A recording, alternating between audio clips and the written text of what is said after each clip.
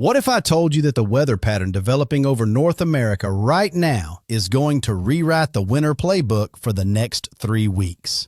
What if I told you that 3 separate Arctic invasions are lining up like dominoes, ready to fall one after another, plunging 2/3 of the United States into a sustained, deep freeze? You'd probably want to know exactly when, where, and how severe, and that's exactly what I'm going to tell you. At minute 3:15, I'm revealing the 3 most critical danger zones where this pattern creates life-threatening conditions. And by minute 5, you'll have the exact action plan that emergency management professionals use to prepare for events like this. Let me start with a statistic that should make you sit up straight. 50%. That's how much your risk of a car accident increases during the first 2 hours of winter precipitation. Not after a foot of snow has fallen. During the first 2 hours when roads transition from dry to icy, that transition period, that's when most people get hurt because they haven't adjusted their driving yet.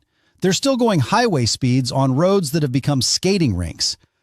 This Friday, December 26th, 50 million Americans are going to experience that dangerous transition period all at the same time.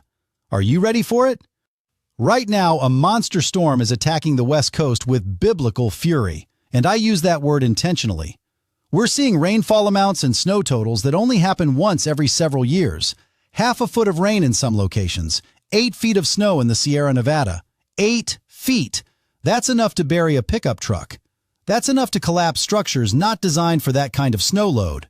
But California and the Pacific Northwest, as bad as your situation is, you're actually the preview. You're showing the rest of the country what happens when atmospheric dynamics go into overdrive. Because the same energy that's pummeling you right now is going to reorganize over the Great Lakes and unleash hell across the Northeast. I don't use that word lightly. This is going to be a hellish travel period for tens of millions of Americans. Here's something most weather forecasters won't tell you.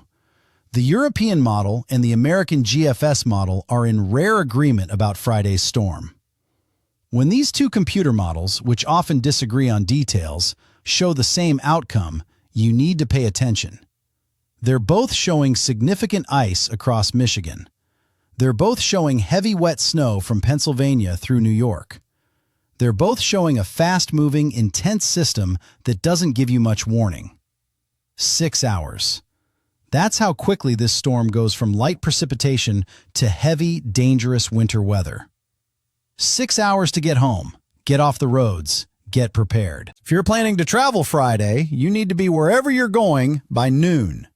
By 6 p.m. Friday, travel will be dangerous or impossible across huge sections of the Mid-Atlantic and Northeast. In Matthew 24, verse 44, Jesus said, "Therefore you also must be ready, for the Son of Man is coming at an hour you do not expect." He was talking about his return, but the principle applies to all of life. Unexpected events require constant readiness. This storm is not unexpected. You're being warned right now. The question is, will you be ready? Let me walk you through this storm minute by minute, hour by hour, so you know exactly what's coming. Christmas Day tomorrow. Festive flurries across New England. Light snow. Pretty snow. The kind that makes Christmas morning magical. Enjoy it.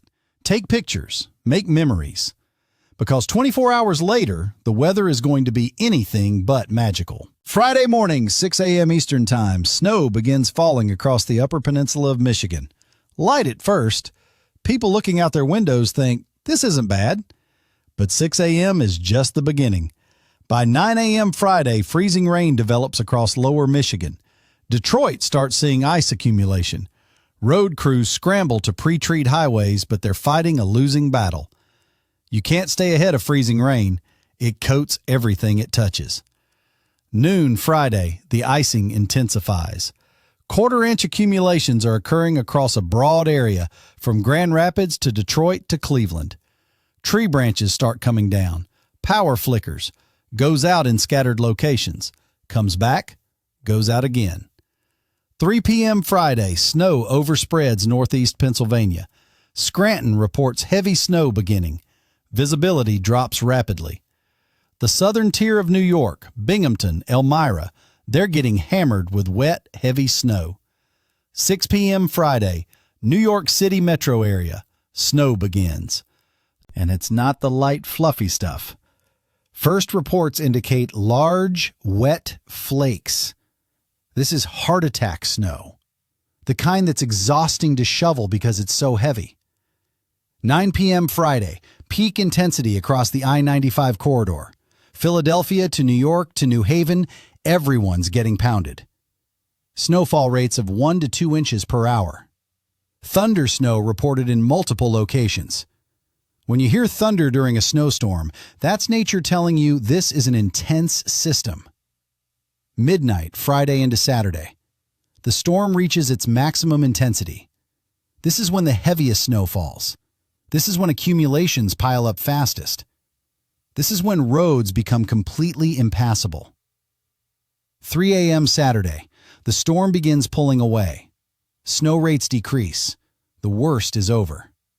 But the damage is done.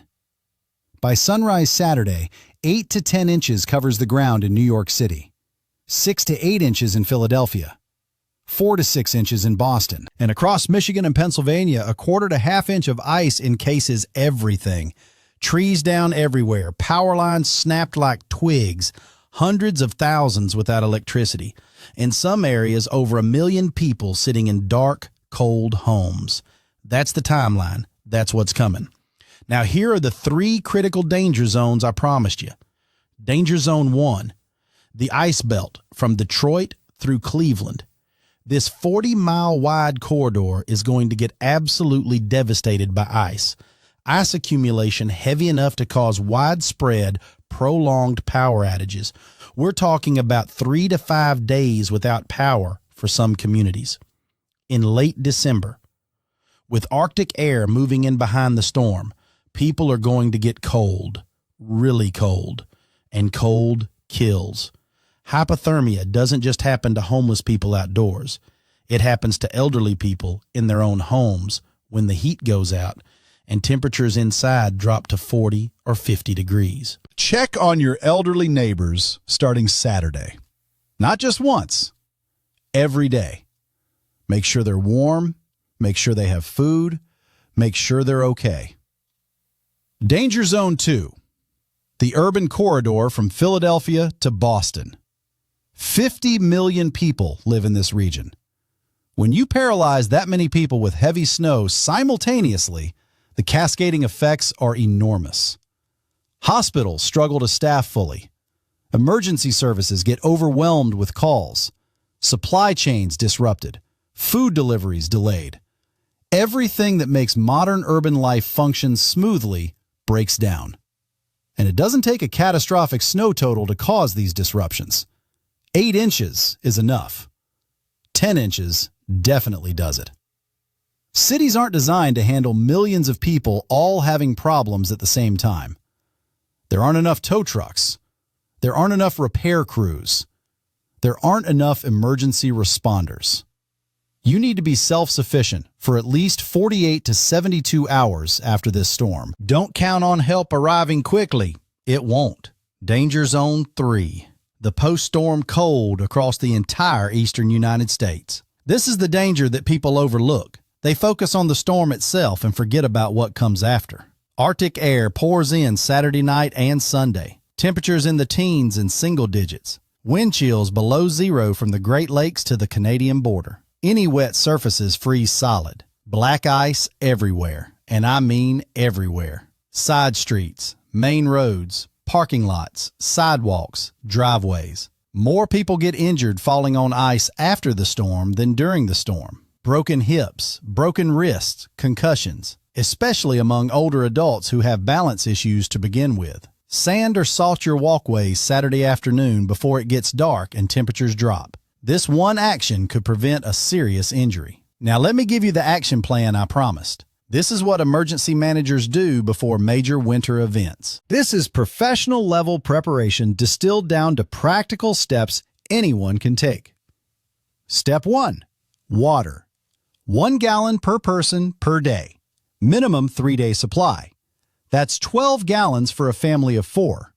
Sounds like a lot, but when your pipes freeze or water treatment plant loses power, you'll be grateful for every gallon. Don't forget water for pets. They need it too. Step 2.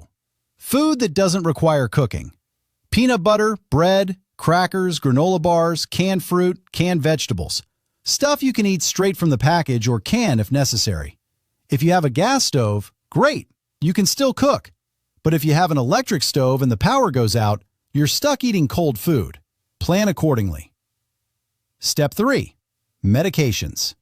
Make sure you have at least a week's supply of any critical medications. If you're due for a refill, get it now. Don't wait until after the storm. Step 4.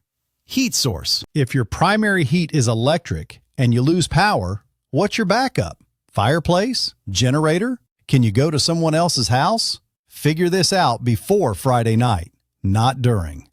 Step 5. Communication plan. If cell towers go down or get overwhelmed, how will you contact family? Do you know your loved one's phone numbers, or are they just stored in your phone? Write down critical numbers. Keep them in your wallet or purse. Step 6. Cash. ATMs require electricity. Credit card machines require internet. If those systems fail, cash is king. Have at least $100 to $200 in small bills.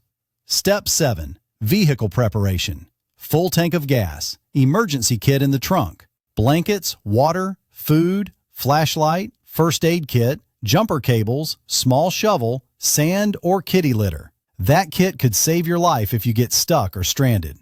7 steps. 7 actions you can take today and tomorrow to be truly prepared for what's coming. In 1 Thessalonians 5:8, Paul writes, "But since we belong to the day, let us be sober, putting on faith and love as a breastplate, and the hope of salvation as a helmet."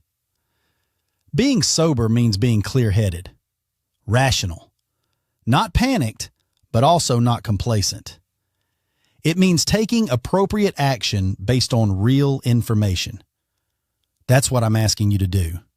Be sober. Be prepared. Take action. Now let me tell you about what happens after this storm, because the story doesn't end Saturday. Sunday morning, you wake up to temperatures in the teens across the Northeast, single digits across the Midwest. This is the first Arctic shot. But here's what makes this winter pattern different from typical winters. Usually, Arctic air comes down, stays for a few days, then moderates. Temperatures bounce back, we get a break. Not this time. This time, the Arctic air barely retreats before another shot arrives.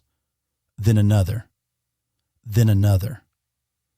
The jet stream has locked into a pattern that favors repeated Arctic intrusions, and once these patterns establish, they tend to persist. We're looking at 2 to 3 weeks of sustained cold across the eastern 2/3 of the country. Not constant cold, there will be brief warm-ups, but the overall pattern favors below normal temperatures through at least mid-January. What does this mean practically? Higher heating bills. Expect your January utility bill to be significantly higher than normal. Natural gas and electricity consumption goes way up during sustained cold. Increased vehicle problems. Cold weather is hard on batteries, tires, and fluids. Make sure your car is winterized. Check your antifreeze. Check your battery. Check your tire pressure. Frozen pipes. When temperatures stay below freezing for extended periods, pipes in unheated areas can freeze. Crawl spaces, attics, exterior walls. Once a pipe freezes, if it bursts, you're looking at thousands of dollars in water damage. Run a small stream of water from faucets during the coldest nights. Moving water is much harder to freeze than still water. Around New Year's Eve, the second Arctic blast arrives. This one could be even colder than the first. Some models are showing temperatures 5 to 10 degrees colder than the first wave. Wind chills of -20 to -30 across the upper Midwest. Wind chills of 0 to -10 as far south as Tennessee and Arkansas. At these temperatures, exposed skin freezes in 10 minutes, maybe less. If you must be outside, dress in layers. Cover all exposed skin. Limit your time outdoors. This is genuinely dangerous cold. Every winter, people die from hypothermia and exposure. Don't become a statistic. Then in the first week of January, we're watching for potential storm development. This is where it gets really interesting from a meteorology standpoint. There's energy in the Pacific that's going to eject into the cold air mass over North America. When warm, moist Pacific air collides with Arctic continental air, storms form. Sometimes big storms. It's too early for specifics. We're talking about events 7 to 10 days out. But the pattern is favorable for winter storm development somewhere in the eastern United States during the first full week of January. Keep watching forecasts. Pay attention to updates. This active pattern is going to keep us on our toes for weeks. Let me talk about something that's critically important but often overlooked: mental health during winter storms and cold spells. Being trapped indoors is stressful. Losing power is stressful. Dealing with cold and dark and uncertainty is stressful. Some people handle it fine. Others struggle. Seasonal affective disorder is real. Winter depression is real. Add in a major storm and power outages, and people who are already vulnerable can spiral quickly. Check on people, not just physically, but emotionally. Ask how they're really doing. Listen to their concerns. Validate their feelings. And if you're struggling, reach out. Talk to someone. There's no shame in admitting winter is hard for you. Many people feel the same way. Psalm 34:18 says, "The Lord is close to the brokenhearted and saves those who are crushed in spirit." This verse is especially meaningful during difficult seasons. God doesn't abandon us in hard times. He draws near. He provides comfort. He gives strength. But he often does that through other people, through community, through friends and neighbors who show up and help. Be that person for someone else, and let others be that person for you. Now let me address specific cities and what you need to know. New York City, you're getting 8 to 10 inches of heavy, wet snow Friday night into Saturday morning. The kind of snow that shuts down the 5 boroughs. Plan for subway delays. Plan for traffic nightmares. Plan for flight cancellations at JFK, LaGuardia, and Newark. If you're supposed to fly Saturday, you're probably not flying. Rebook now while options exist. Philadelphia, you're looking at 6 to 8 inches with the potential for some mixing. Could be more snow, could be some sleet. Either way, it's enough to create major problems. I-95 through Pennsylvania is going to be a disaster Friday evening. Don't be on that highway unless absolutely necessary. Boston, you're on the northern fringe. 4 to 6 inches likely. Could be less if the storm tracks further south. Could be more if it tracks north. Either way, plan for disruption. Detroit, Cleveland, your ice storm Friday is your main concern. Then the cold. Protect your pipes. Have backup heat. Expect power outages. Pittsburgh, you transition from mix to rain. Western PA misses the worst. But State College and points east, you're in the danger zone for significant ice. Washington, D.C., you're right on that rain-snow line. Could go either way. Current thinking is mostly sleet and possibly some snow. Monitor forecasts closely. A 20-mile shift in storm track makes a huge difference for you. Buffalo, Syracuse, Albany. You get some snow, but the worst stays south. Your bigger concern is lake effect Sunday and Monday after the Arctic air arrives. You know the drill. Stock up on milk and bread. Clear off the snowblower. Get ready. Now let's talk about the West Coast because you're in a different but equally challenging situation. California, you're getting hammered with repeated atmospheric river events. Storm after storm, rain after rain. The Sierra Nevada is going to be completely buried under snow. Interstate 80 will be impassable for periods Friday and Saturday, maybe longer. Don't even try to cross the mountains this weekend. Lower elevations, flash flooding is your primary concern. Los Angeles could see 3 to 5 inches of total rain by the weekend. That's flash flood producing rainfall. Burn scar areas face debris flow risk. If you live in or near areas burned by wildfires, have an evacuation plan. Don't wait for an order. If heavy rain starts and you feel unsafe, leave. Wind is another major issue. 50 to 60 mile per hour gusts along the coast. Trees will come down. Power will go out. Don't park under large trees. Secure outdoor items that could become projectiles. Seattle and Portland, you're getting strong winds and heavy rain too. Another system moves through Christmas Day, then another Saturday. This pattern is relentless. Stay off the water. Stay out of the mountains. Stay home if possible. Pacific storms don't get the media attention that East Coast storms get, but they're just as dangerous, just as disruptive. Take them seriously. Let me shift gears and talk about something practical. Food shopping before a storm. Every time a big storm is forecast, grocery stores get mobbed. The milk and bread sections empty out. It's become a running joke. But there's wisdom in making sure you have food before a storm. What should you buy? Not necessarily milk and bread, although those are fine if you'll use them. Think about meals you can prepare easily. Soup, chili, pasta with sauce, sandwiches, breakfast items like cereal and oatmeal. Don't forget about treats, cookies, chips, candy. When you're stuck inside for days, having comfort food makes a psychological difference. And coffee or tea. If you're a caffeine person, running out during a multi-day storm is miserable. Stock up. If you have a gas grill and propane, you can cook even without power. Many people don't think of this, but a gas grill can boil water, cook food, and provide a sense of normalcy during an outage. Just never, ever use a grill indoors. Carbon monoxide poisoning kills people every winter. Always use grills outside, away from the house, where ventilation is adequate. Here's something else people forget. Batteries. Flashlights don't work without them.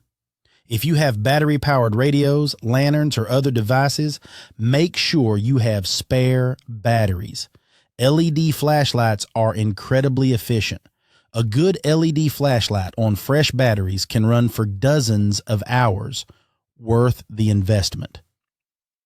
Now I want to talk about something that might seem minor but matters: morale.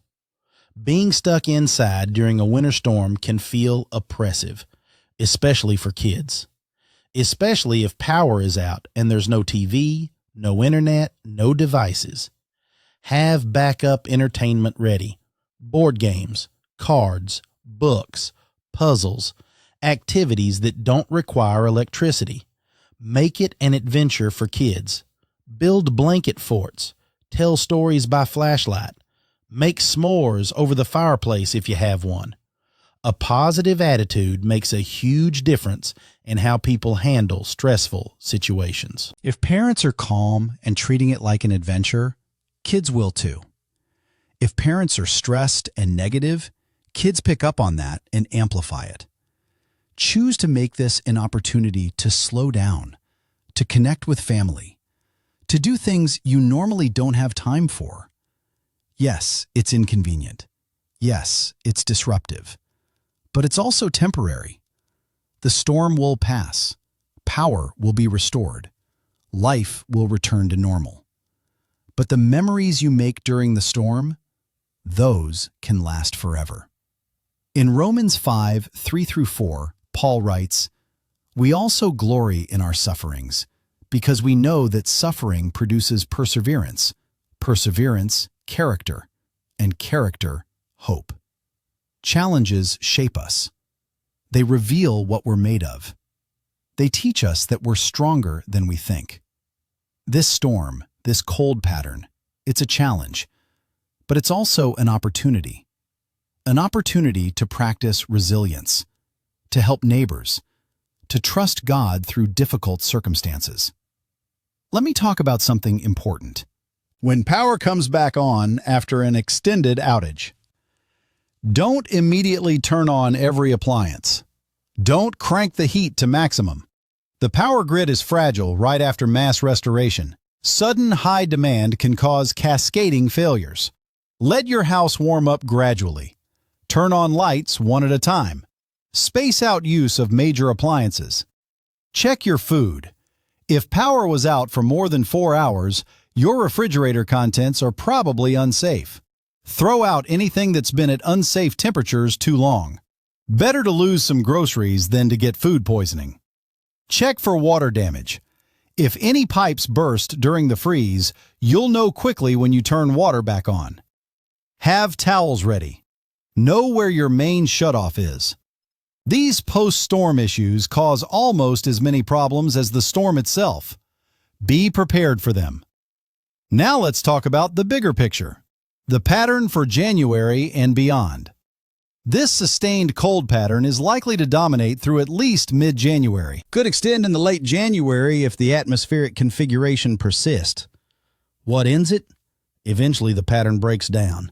The jet stream shifts. Warmer air returns. But predicting exactly when is difficult this far out. What we can say is that winter is here. Real winter. And it's not going away anytime soon. Last year, many areas had a mild winter. This year is different. This year, winter means business. Make sure your homes are properly winterized. Make sure you have adequate heating fuel. Make sure you're prepared for extended cold. The pattern could produce additional winter storms in January. The setup is favorable. Pacific energy interacting with Arctic air. That combination produces snow. Where those storms track, how strong they become, those details are unknowable right now, but the potential exists. Stay informed. Check forecasts regularly. Don't assume one week tells you what the next week holds. In farming communities, there's a saying, make hay while the sun shines. It means do the work when conditions allow, because conditions change. Right now, before Friday's storm, you can prepare, you can shop, you can stock up, you can make arrangements. After the storm hits, your options decrease dramatically. Roads are impassable, stores are closed, services are unavailable. Do the work now while conditions allow. In Ecclesiastes 3, Solomon wrote about there being a time for everything, a time to plant and a time to harvest, a time for war and a time for peace. There's also a time to prepare and a time to hunker down. Right now is preparation time. Friday is hunker down time. Use your time wisely. Let me close with some final thoughts that I think are important. First, this is serious but manageable. With proper preparation, you can weather this storm safely. Don't panic, but don't be complacent either. Second, community matters. The people around you, your neighbors, your friends, your church family, these are your resources during difficult times. Connect with them. Help each other. Third, this storm will pass. The cold will moderate. Spring will come. Hard times are temporary. The lessons we learn and the connections we make can be permanent. Fourth, faith is practical. It's not just about believing. It's about trusting God enough to take wise action, to prepare, to help others, to remain calm in the chaos. Fifth, you are stronger than you think. You can handle more than you believe you can. This storm might challenge you, but it won't break you. Finally, joy is a choice. Even in difficult circumstances, you can choose gratitude, you can choose hope, you can choose to see blessings amidst challenges. As we face this winter storm and the cold pattern beyond it, may we do so with wisdom, with courage, with compassion, and with faith. May we be the kind of people who help rather than hinder, who encourage rather than complain, who trust rather than fear. May we emerge from this winter stronger, kinder, and more connected to the people around us. Stay safe, stay warm, stay prepared, and may God watch over you and yours through whatever comes. This is your winter weather briefing. Take it seriously. Share it with others who need to hear it. And know that we're all in this together. Until next time, be wise, be kind, be faithful.